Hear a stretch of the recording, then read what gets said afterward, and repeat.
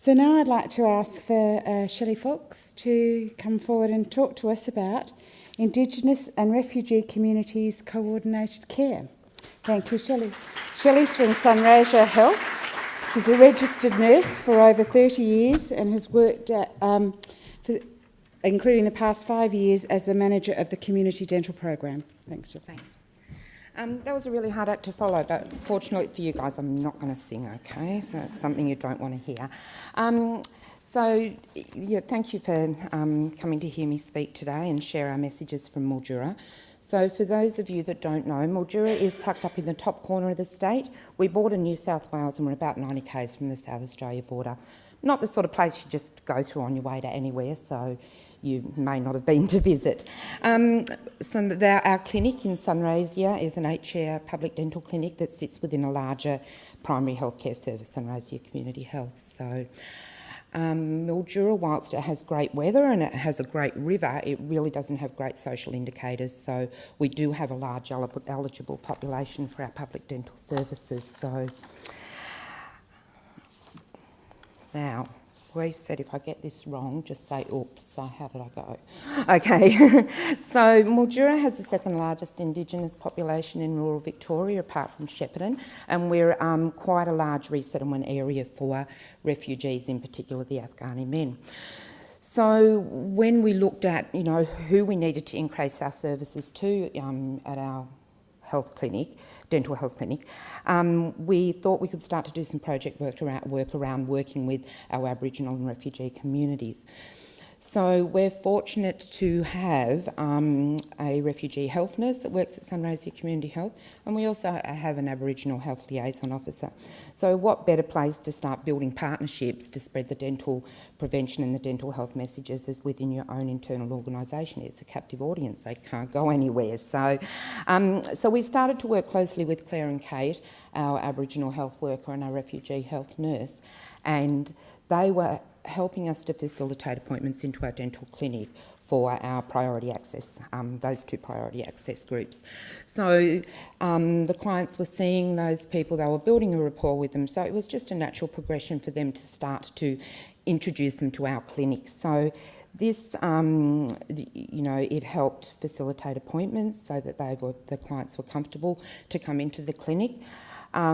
We held dedicated clinics at times for some of these priority groups. So we had a Burundian community move to Mildura, so we just blocked out half a morning and brought everyone in at the same time so that it was a welcoming environment for them. And it's mainly about empowering our clients to self-manage moving forward, because we don't want to have to continue to facilitate their dental health care. So it's an opportunity by introducing them to our service through our health workers to actually learn how to make an appointment, get familiar with our staff, know what it's like in a dental clinic and not to be intimidated or scared to come in. So, and most importantly, it was around creating a welcoming environment for our Aboriginal and refugee communities.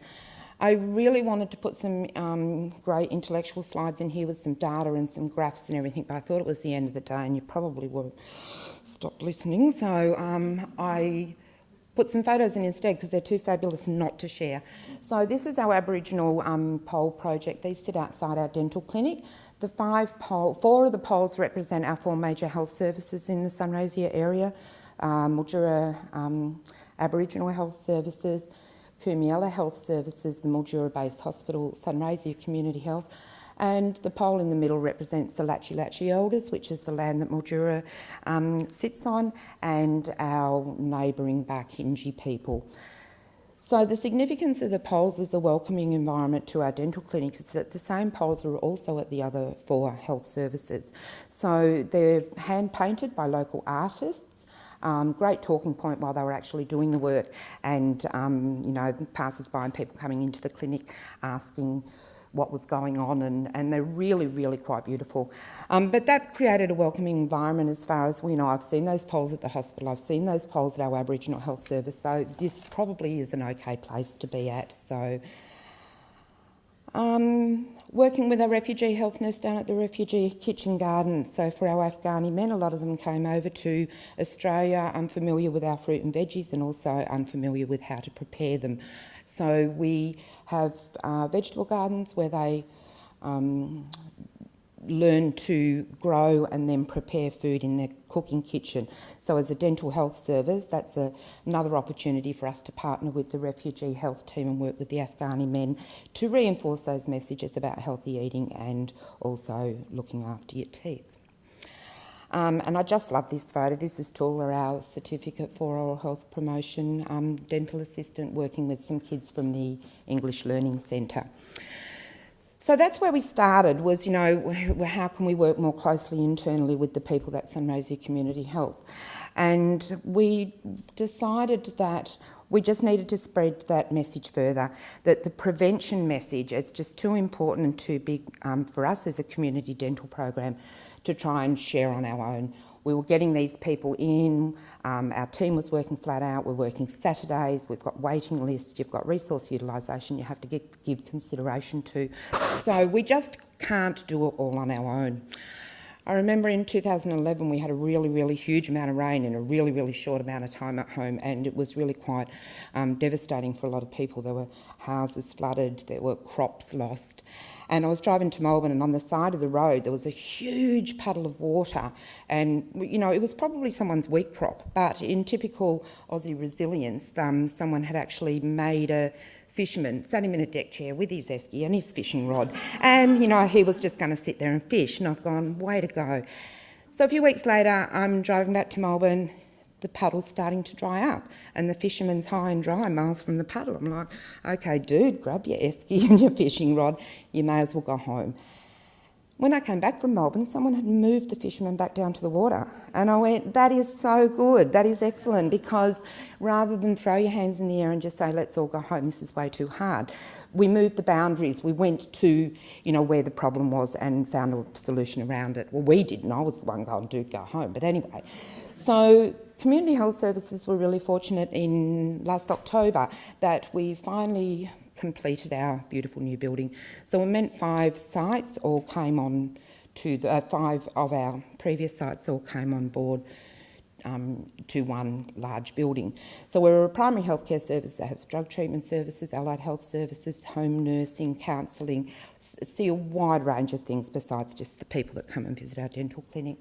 So we thought, okay, well, we've started with our Aboriginal community and we've started with our refugee community, but now let's just take our fishermen to the floodwater. We've got, almost 150 staff here that we can start to work with to help us spread the dental prevention messages. So, and look, some of those are really simple stuff, swap sugary soft drinks for water, make sure you brush twice a day.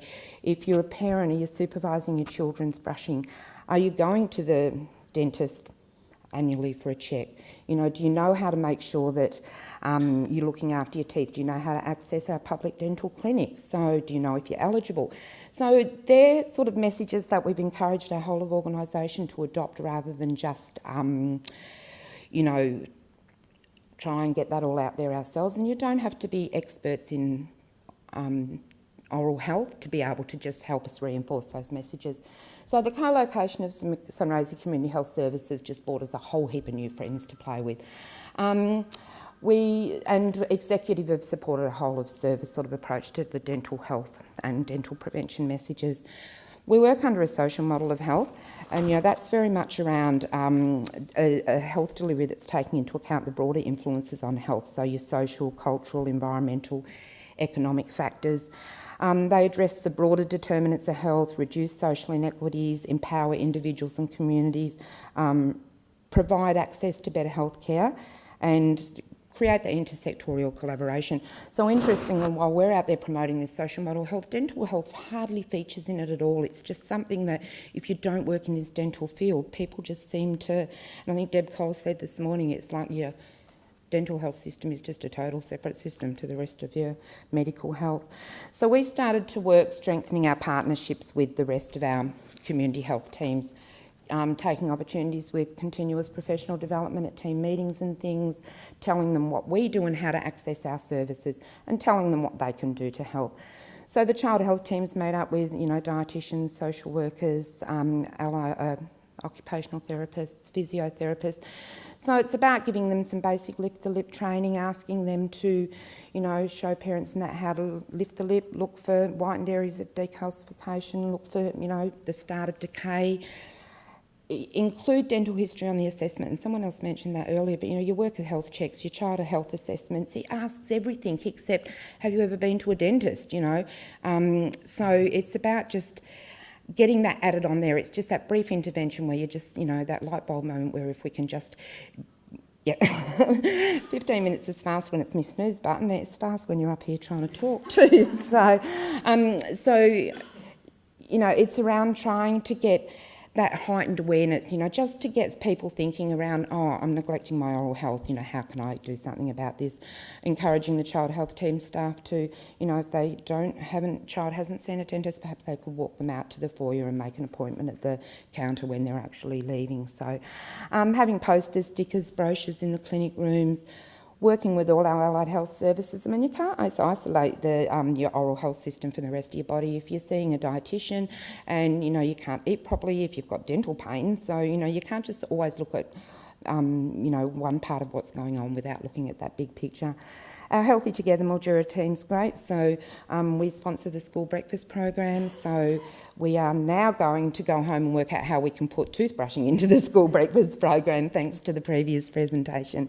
Our Healthy Together team already have access to workplace settings, school settings, early years settings, so we partner with them to take our messages out there and to give us those introductions into those areas so that we can, take some of our prevention messages out to those places and we don't have to go and do all of that homework ourselves. And we can also influence our organisational policy around, healthy eating, provision of healthy food if we're catering for a meeting or a function, limit fundraisers to healthy things and not boxes of chocolates that are, working with our drug treatment services, making sure that, counselling, if your oral health is poor, we've heard it all morning, about people not wanting to talk. It's a social indicator of your bank balance. So, somebody who's in counselling who has really poor oral health is probably not going to be able to meet some of those counselling goals and move forward if they can't get past their own appearance and low self-esteem. So around trying to work with these existing resources to Daybreak's our non-resi rehab program, so a lot of our people who have had substance abuse issues not only neglected their oral health but they've also partaken in substances that have contributed to their poor oral health, such as the methamphetamine. So it's talking to them and getting their counsellors to talk to them as well. Hey, go to the dentist, stop drinking Coke, so it's not hard. This one was a bit of a curveball. So the Monash University School of Rural Health at Home has 4th and 5th year residents, and the 4th year paediatric rotation and the 5th year emergency rotation. So these are general medical students. They come to our community health service, they come to our community health service to do clinical observation. So this year we said, hey, can we rotate them through the dental clinic? Dental health is still a large proportion of preventable admissions to hospitals. That's the first place people present to on weekends with a toothache or dental pain if the dental clinic's not open. These guys have never heard of a tooth, no idea what to do. So we're trying to encourage our 4th year paediatric registrars to when they're working with the children, throw in those questions. Have you been to a dentist? How are your teeth? And with our 5th year emergency rotation, this is a whole nother 15-minute talk, but, the traumas and the kids on the scooters and the skateboards that, are knocking their front teeth out, which is quite alarming. But anyway, so getting those guys to just think, how do I treat someone who's come into the clinic in dental pain, and how do I encourage them to not wait until they've got pain to actually move forward? And unfortunately, that may have gone a little bit too far when one of the students did ask our dentist if in the emergency room they could extract the tooth. And we went, look, there's a lot more to it than that. We just want you to help us spread some basic messages, not pull teeth out. So it's just those messages around trying to use your captive audience, use your internal partners and spread your messages further than just the actual dental people, because in the words of a very, very wise doctor, and I don't know if he was a doctor of medicine or dentistry, but he said, unless someone like you cares a whole awful lot, nothing is going to get better. It's not. So we've just got to keep digging away. Thank you.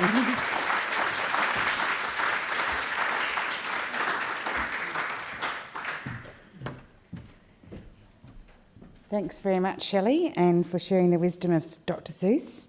I thought it was really important when we've been flagging partnerships. What was quite clear there was another reason about why we want to do it, because the prevention message is actually too important and too big for us to think we can do it alone. So thanks for giving us that wisdom. And also the added benefit is that if you partner, apparently you get a whole heap of new friends to play with. Thank you, Shelley. Okay, there's something for everyone in the opportunity.